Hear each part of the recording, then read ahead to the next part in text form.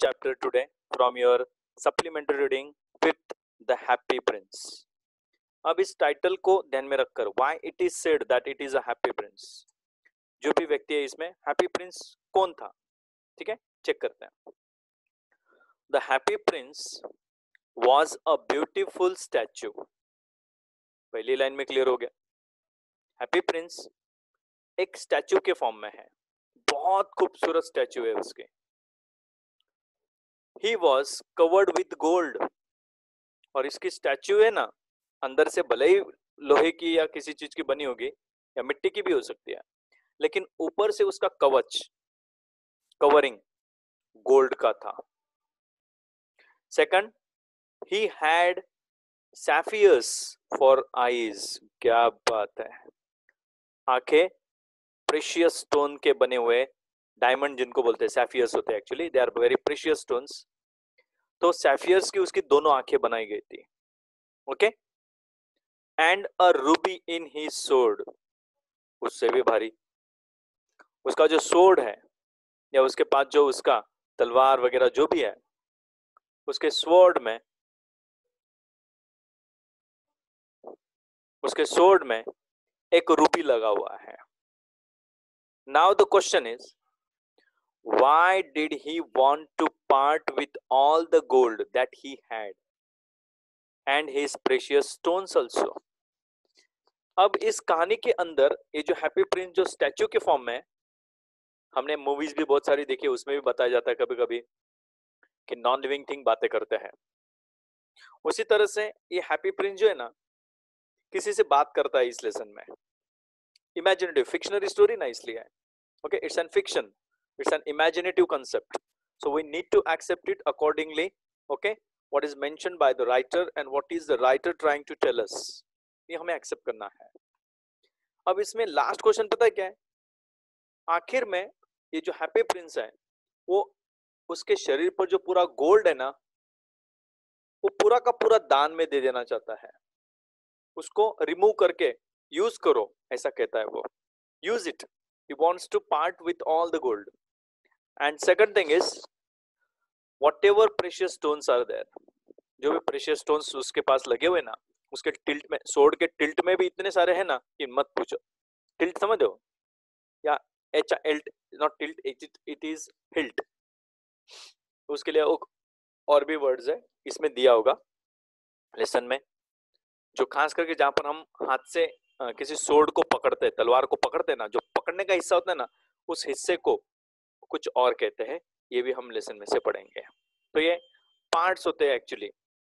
जिन बच्चों के पास खास करके कैम्ब्रिज का या ऑक्सफोर्ड का पिक्चर डिक्शनरी होता है ना, तो उनको ये ज्यादा जल्दी से पता चलता है. पिक्चर डिक्शनरी में क्या होता है, पिक्चर के साथ आपको पूरे पार्ट्स का डिस्क्रिप्शन मिल जाता है. So let us move in the story now. High above the city, शहर से कई ऊंचाई पर, बहुत ज्यादा ऊंचाई पर, ऑन अ टॉल कॉलम, एक लंबे से कॉलम के ऊपर, ओके, पेडेस्टल भी बोलते हैं उसको, उसको कॉलम बोलेंगे. Stood the statue of the happy Prince. और इस पर्टिकुलर कॉलम के ऊपर एक खूबसूरत सी हैप्पी प्रिंस की एक स्टैचू बनाई गई थी, जो हमें नजर आएगा अभी थोड़ी देर में, पूरा का पूरा statue. He was gilded all over with thin leaves of fine gold. क्या बात है, उसका पूरा शरीर है ना, उसे किस चीज से पूरी तरह से ढका हुआ है, सोने के पत्ते से, सोनार के पास से सोने के गोल्ड के फाइन लीव्स बनाए गए थे, और उन लीव्स को उसके शरीर के ऊपर एक एक करके पूरी तरह से ढका हुआ था. And therefore he gilded, he shined. Gild means to shine, okay, या तो उसको कवर करना. All over with the thin leaves, इतने जाड़े भी नहीं थे, एकदम थिन लीव्स थे, लेकिन वो प्योर फाइन गोल्ड के थे. आंखों में रोशनी दिखे इसलिए क्या डाला गया था, ब्राइट सैफियर्स. ब्राइट सैफियर्स की मदद से उसकी आंखें बनाई गई थी. होते कोई कोई ऐसे महान राजा कि जिनकी स्टैच्यूज कुछ स्पेशल मेटल से या कुछ बहुत प्रेशियस, ओके, चीजों से बनाई जाती है. ऐसे दुनिया में बहुत सारे महान व्यक्ति हैं जिनकी स्टैच्यूज आज भी याद करेंगे ऐसे बनाई गई है. ठीक है। उसकी दोनों आंखें बहुत खूबसूरत ब्राइट सैफियर से बनी हुई है, and the most important, and a large red colour Ruby, एक लाल रंग का Ruby, it's an precious stone only, एक डायमंड की तरह जिसको बोला जाता है, लेकिन रूबी अलग है, डायमंड अलग होते हैं एक्चुअली, प्रेशियस स्टोन होते हैं ये। Glowed on his sword hilt, HILT, hilt मुट्ठी होती ना तलवार को पकड़ने के लिए या फिर सोर्ड को पकड़ने के लिए, जो खास करके पीछे जो हिस्सा होता है सबसे, जहां पर हम सोर्ड को पकड़ते हैं, that part is called as a hilt. Okay, अगर किसी को डाउट है तो आप पिक्चर में भी यस टाइप करके देख सकते हैं। क्लियर, गूगल पे टाइप करोगे what do you mean by hilt, तो वो हिल्ट अलग अलग प्रकार के बता देगा आपको। और इस तरह से ये बहुत महंगा पूरा का पूरा स्टैच्यू था। अब होता देखो क्या है, one night there flew over the city a little swallow, swallow तो एकदम छोटा सा बर्ड होता है, खूबसूरत बर्ड होता है, और ये माइग्रेटरी बर्ड्स होते हैं। और ये जो माइग्रेटरी बर्ड्स है ना, एक रात अपने झुंड में उस शहर के पास से गुजर रहे थे। ओके, और उनमें से एक छोटा सा ओके प्यारा सा एक स्वैलो, ओके, उसी झुंड का एक हिस्सा था। His friends had gone away to Egypt 6 weeks before, लेकिन ये बेचारा पीछे रह गया था, उसके बाकी सब दोस्त आगे चले गए थे। किस देश में चले गए थे? इजिप्ट तक पहुंच गए थे। कितने हफ्ते पहले? 6 weeks बिफोर। और ये थोड़ा धीरे धीरे धीरे आराम से उड़ रहा था। इन्हें रास्ता बताने की जरूरत नहीं पड़ती है, इनको भगवान ने बहुत बड़ा गिफ्ट दिया हुआ है, fast, far better than the human beings I would say. लाखों मील दूर जाते हैं, लाखों मील वापस आते, बिना रडार के, बिना किसी कंपास के, बिना कोई फ्लाइट के। क्या बात है, बड़े खूबसूरत तरीके से बेचारे। बस इंसान बड़ा घिनौना है, बीच में अगर इसका शिकार हो गया रास्ते में, तो बेचारा अपने फैमिली तक पहुंच नहीं पाता है। ये मुझे बहुत खराब लगता है, खास करके पतंग के त्योहार में। पतंग तो उड़ाते हुए हम मजे तो ले लेते हैं, लेकिन दुख उस बात का होता है कि इनमें से कोई माइग्रेटरी बर्ड अपने घर पे जा रहा होता है, वापस फैमिली में जा रहा होता है, और हमारे एक रस्सी की वजह से, हमारे एक खेल की वजह से हम किसी जिंदगी के साथ खिलवाड़ कर बैठते हैं। भगवान ना करे आपकी डोरी में कोई ऐसा पंछी अटक जाए, या आपकी डोरी की वजह से बाद में जो फेंक दिया आपने, जिसमें तड़प तड़प के कोई पंछी मर गया और उसके बच्चे बेचारे अकेले उस घोंसले में राह देख रहे थे, तो पता है आपको क्या लगेगा? बहुत सारी दुआएं लगेगी उस पंछी की, क्योंकि वो कुछ दिन में सूख जाएंगे बच्चे, बिना पानी के, बिना खाने के। बुरा मत मानना, फैक्ट बता रहा हूं, और आपको आश्चर्यचकित होगा। Since last 12 to 13 years, as I am living in Surat, I have never and never tried to fly a kite. मैंने कभी काइट को हाथ नहीं लगाया 12-13 साल में, कभी पतंग को नहीं उड़ाया। लोगों को देखा मैंने, लेकिन मैंने तो नहीं उड़ाया। क्यों? पसंद नहीं, इसलिए नहीं, पसंद बहुत है, लेकिन मैं किसी के जान के साथ खिलवाड़ नहीं कर सकता, किसी के लाइफ के साथ खिलवाड़ नहीं कर सकता। That I don't like. Anyhow, coming back to the point, मेरा ये सब कुछ बताने के पीछे का कंसेप्ट या जो मेन आइडिया था वो क्या था कि आप कुछ इमोशंस में चले जाएंगे, इस लेसन में भी ऐसे इमोशंस में चले जाएंगे, और जो फैक्ट है वही फैक्ट है। बट लेकिन ये बंदा जो है अकेला, जो पीछे रह गया था, उसके सब दोस्त इजिप्ट में 6 हफ्ते पहले पहुंच चुके थे, but he had stayed behind, ये थोड़ा पीछे रह गया था, और he was lagging behind, you can say, okay, lag, LAG। Then he decided to go to Egypt too, फिर उसने भी तय किया कि वो भी इजिप्ट चला जाएगा, उसे भी इजिप्ट चले जाना चाहिए। ओके, उसने भी तय किया कि वो भी इजिप्ट में जाएगा अपने दोस्तों को मिलने के लिए। नाउ ऑल डे लॉन्ग ही फ्लू, पूरा दिन भर वो उड़ता रहा। Okay, and at night, specially at night time, he arrived at the city, और उड़ते उड़ते वो रात को एक शहर में जाकर पहुंच गया। अब वहां से कन्वर्सेशन स्टार्ट होगा, आपको बहुत ध्यान देना होगा। Where shall I put up, मैं अपने आप को कहां पे जाकर रुकाऊं, किधर रुकूं मैं अभी, इतने बड़े शहर में मुझे कौन जगह देगा। ही सेड, वो अपने आप से बोलता है। I hope the town has made preparations, मुझे लगता है कि इस टाउन के अंदर कुछ तो प्रिपरेशंस हुए होंगे जहां पर मैं कुछ देर के लिए रुक तो सकता हूँ। To make the preparation means उसके लिए कोई अरेंजमेंट नहीं करके रखी है, अपने आप में मेरे लिए कोई अरेंजमेंट तो बन ही गई होगी, मैं खुद तय कर लूंगा कि मुझे क्या करना है। और इसलिए शहर वालों ने जो भी चीजें बनाई है उनमें से किसी एक जगह पर मैं अपने आप को अच्छी जगह पे महफूज जाकर रहने की कोशिश करूंगा। And then he saw the statue on the tall column, और फिर अचानक से उसका ध्यान उस लंबे से स्टैच्यू की तरफ चला गया। उसने सोचा ये सही रहेगा, it will be better for me, ये बिल्कुल सेफ जगह है। I will put up there, I will put up there means I will try to find out myself comfortable at this place, मैं इस जगह पर जाकर शायद एकदम कंफर्टेबल रह सकूंगा, इतनी ऊंचाई पर कोई आएगा भी नहीं, कोई डिस्टर्बेंसेस भी नहीं होंगे। And therefore he decided to go there, he cried, cried means रोना शुरू नहीं किया उसने, ऐसा वो जोर से बोल पड़ा अपने आप से, यस जगह मिल गई है मुझे। And it is a fine position with plenty of fresh air, position place area region, and it is a fine area, और ये बहुत अच्छा एरिया भी है, अच्छी जगह पर मैं जाकर आराम कर सकूंगा, साथ में मुझे एकदम फ्रेश एयर भी मिलेगी। सो ही अलाइटेड, अब मैं आपको एक आश्चर्यचकित कर देने वाली बात बोलता हूं, आप में से 99 छोड़ो, मैं 100% चैलेंज दे देता हूं। आज पहली बार अलाइटेड का मीनिंग आपको पता चलेगा, जो आप गलत यूज कर रहे थे, आज तक यूज कर रहे थे गलत, ओके, लेकिन आज आपको सही मीनिंग में बता देता हूं। लाइट तो पता था लेकिन अलाइटेड नहीं पता था। अलाइटेड का मतलब किसी जगह पर उतरना, किसी जगह पर उतर जाना। और मैंने ये टेस्ट भी करके देखा है बहुत सारे बच्चों को।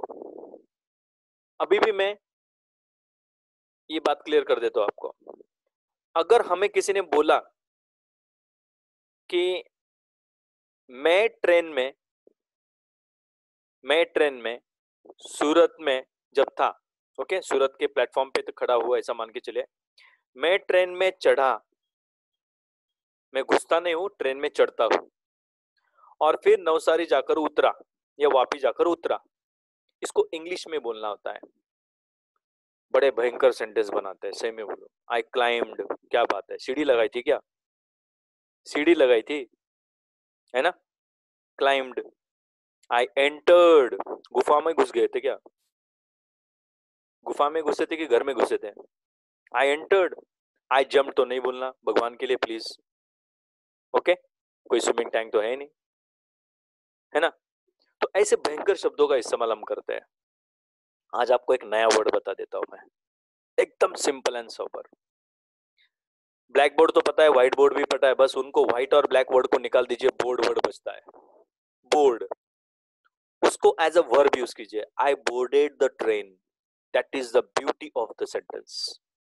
आई boarded the train at Surat, अब सूरत के बाद में नवसारी पहुंच गया, अब वहां पर मैं उतरा, अब उतरने के लिए भी आपके पास मैं अभी भी बोल देता हूं, you can't right the proper word, I came down, wow, I jumped out, very good, है ना, आई एक्सटिंग्विश्ड, अरे उससे भी भयंकर, है ना, I came out, I dropped out, I drop down, है ना। You are using very very very very funny language, कितनी बार वेरी बोलूंगा ना तो भी कम पड़ जाएगा, आप मीनिंग ही नहीं सोचते पहले। आई केम डाउन, जैसे ऊपर छत पे बैठा था, ट्रेन के टपरे पे बैठा था, जैसे नीचे उतर कर आया कूद के, ऐसा ही बोला ना, आई केम डाउन।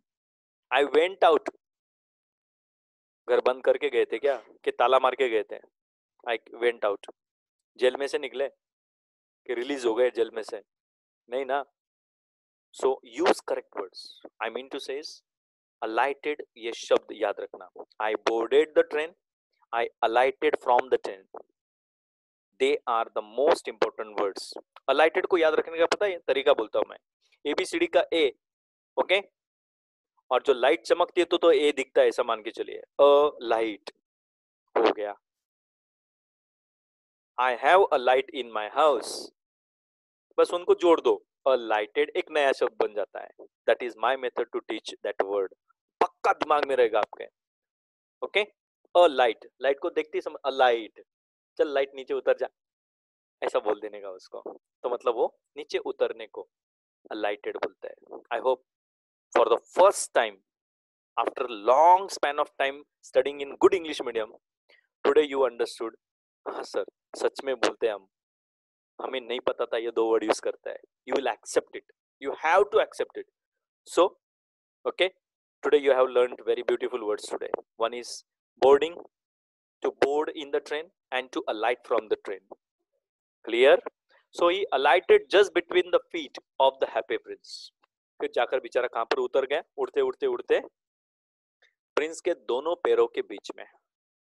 थोड़ा मुझे ग्रामर में बीच बीच में बताना अच्छा लगा, ताकि वो बाद में भूल ना जाऊं मैं. क्या भरोसा है, दिमाग से निकल जाता है. इसलिए मैंने सोचा कि आपको बता देता हूं आज, इसलिए मैंने वो पूरा डिटेल बता दिया आपको एग्जाम्पल के साथ. I have a golden bedroom, he said softly to himself as he looked around. और जैसे वो प्रिंस के दोनों पैरों के पास में नीचे फ्लोर पे वहां पर उतरता है, या वहां पर जाकर ओके उसका जो फ्लाइट है खत्म होता है, तो उसने सोचा कि यार ये पूरा गोल्ड का, क्या बात है, आज तो मैं गोल्डन बेड पे सोऊंगा. गोल्डन बेडरूम है मेरा, तो आजू बाजू में पूरा गोल्ड ही गोल्ड, क्या बात है. And he said this things in a very soft manner to himself. अपने आप से बोलता है, पहली बार सोने की चादर पे सोऊंगा यार, है ना. एज ही लुक्ड अराउंड, क्योंकि उसने आजू बाजू में देखा तो उसको क्या पता चला, बड़ा खूबसूरत पुतला है यार, बहुत बड़े प्रिंस का होगा ये. And he therefore what did he do, and he prepared to go to sleep. और सोचा चलो बहुत थक गया हूं आज, जाकर सो जाता हूं. अब जैसे वो सोने के लिए गया, what happened, but just as he was putting his head under his wing. पंछी उल्टा हमारी तरह लेटते नहीं है, सीधा ही सोता है, याद रखना. और जैसे वो अपनी मुंडी को, अपने हेड को अपने विंग्स के नीचे ओके ढकता है, आंखों को ढकने की कोशिश करते हैं. पंछियों की खासियत है, जब भी वो सोते हैं तो अपने विंग्स के नीचे अपनी मुंडी को ढक के रखता है. जैसे वो ऐसा करने गया, ही वाज पुटिंग. अब एक्चुअली यहाँ पर पुटिंग वर्ड भी गलत है एक्चुअली मेरे हिसाब से. As a English teacher I don't expect to use such kind of words. As he was putting, no, as he was adjusting his head under his wing. Now it is correct. Most of the time teacher says put your heads down. अरे क्या बात है, क्या मुंडी निकाल के रख दे, put your heads down. कैसे है ना. अगर मैं ऐसे बोलता हूँ put the coin in the chamber, put the coin in the piggy, आप क्या करेंगे, कॉइन को पूरा का पूरा डाल देंगे ना. अब मैं यही सेंटेंस क्लास में यूज करता हूँ, put the head on the bench. कितना गलत है, मुंडी कहां से काटे, या तो फिर रोबोट बनना पड़ेगा भाई, है ना. Actually the word is very simple, rest your heads on the desk. Don't put your heads but raise them, है ना. So use correct English, that's what I want to make you alert. Clear. So rest your heads, okay, don't put your heads, for God sake. कभी मत डालना भगवान के लिए. या तो फिर जवाब मत देना टीचर को, how can I put my head on the desk, how is it possible, can you remove it. Okay, so be very careful. Now next, but just as he was putting his head. चलो ठीक है, accept कर लेते, Indian language में story है तो चलता है, चलता है ना. ये चलता है वर्ड बड़ा भयंकर है यार, क्या करें. So as he was putting his head under wing, a large drop of water fell on him. एक बड़ी सी बूंद पानी की अचानक से उसके शरीर पर आकर टपके से गिर पड़ी. बेचारा बुखला उठा होगा, घबरा गया, अरे पानी कहां से, बारिश तो नहीं चालू हो गई. What a curious thing. Curious. Something which makes you little bit, yes, surprised. आपको बड़ा आश्चर्यचकित कर देने वाली, वरी कर देने वाली चीज जो होती है उसको क्यूरियस कहते हैं. ओके, सेकंड मीनिंग पता है क्यूरियस का? Eagerness. I am very curious to know my result. Means I am very worried भी बोल सकते हैं. I am very eager to know my result. अब ये कौन सी चीज हो गई यार, ये बूंद कहां से गिरी? He cried. There is not a single cloud in the sky. आसमान में तो एक भी बादल नहीं है, फिर पानी कैसे गिरा? The stars are quite clear. और ऊपर से आसमान के सितारे भी एकदम साफ सुथरे नजर आ रहे हैं. तो ये दो चीज एक इंडिकेशन मार्क होता है. आसमान भी साफ है, सितारे नजर आ रहे हैं, बारिश बिल्कुल नहीं होगी. धीरे धीरे जैसे सितारे गायब होंगे वैसे वैसे क्लाउड्स बढ़ेंगे और धार धार धार करके बारिश आके चली जाएगी. और फिर भी बारिश गिर रही है. आसमान साफ है, सितारे क्लियर दिख रहे हैं, बारिश कैसी हो सकती है? And then another drop fell. और वापस एक आंसू, वापस एक ड्रॉप गिरा. आंसू क्यों बोला सर आपने? अब दूसरा तो कुछ है ही नहीं. नाक तो छींक नहीं रहा होगा हैप्पी प्रिंस बेचारा. कोरोना तो हुआ नहीं होगा उसको कि जोर जोर से छींके और उसके छींटे उड़े, है ना? या तो फिर इतना भी बूढ़ा नहीं होगा कि उसकी लाड़ यानी कि उसका सलाइवा मुंह से आकर नीचे टपके से उसके शरीर पर गिर रहा होगा. सिंपल है ना. रहा सिर्फ उसको दुख जिस बात का हो रहा होगा, उसकी वजह से शायद उसके आंखों से आंसू निकल रहे होंगे कि ये लोग कितने पागल हैं, अपना खुद का ख्याल नहीं रखते हैं और मुझे गोल्ड का बना के रखा हुआ है. शायद ऐसा ही कुछ दुख हुआ होगा कि जिसके लिए मैंने इतनी बड़ी लड़ाई लड़ी थी, क्या इस दिन को देखने के लिए लड़ी थी? क्या यही वो दिन देखना बाकी था? ये तो गलत हो जाएगा. और शायद इसी बात का उसको दुख हो रहा होगा. वो सोच रहा होगा कि इतना कष्ट उठाया मैंने, सबको मैंने एकदम सुखी समृद्धि रखना पसंद किया, लेकिन अगर इसका परिणाम ये हो रहा है तो बड़ा दुख होगा इस बात का. तो इसलिए शायद वो रो रहा होगा.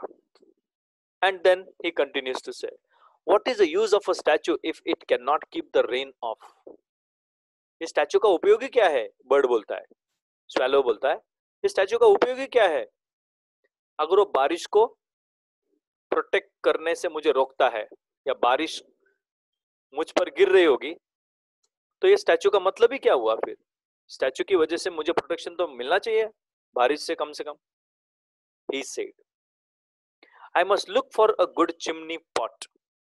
अब इसलिए मुझे इस स्टैचू से निकलकर किसी चिमनी के पॉट के आसपास में जाकर आज के लिए रुकना चाहिए. Chimney means that outlet pipe which is used on the roof of the house, especially when you are using a burning place or the fireplace or firewood place in the house. एक तो kitchen में होती है, एक तो सेकने के लिए जो जगह होती है जहां पर हम लकड़ियां जलाते हैं, तो वहां से जो पाइप निकलता तो उसको चिमनी कहते हैं. ओके. और उसके आसपास में कोई पॉट होगा, ओके, ऊपर से ढक्कन होगा, तो उसके अंदर थोड़ा आराम मिल जाएगा. भगवान ना करे नीचे से चिमनी में से धुआं निकले, बर्ड का रंग ही बदल जाएगा बेचारे का, है ना. I must look for a good chimney pot. And he determined and he finalised to fly away. और उसने सोचा कि चलो अब मैं यहां से निकलता हूं और वो चिमनी ढूंढता हूं. इस बड़े शहर में तो कोई ना कोई तो मिल ही जाएगा. But before he had opened his wings, लेकिन वो अपने पंख खोल के आगे उड़कर जाए उसके पहले क्या होता है? ओके. यहां से स्टोरी का एक टर्निंग पॉइंट आएगा और आपको एक अच्छी क्लैरिटी आएगी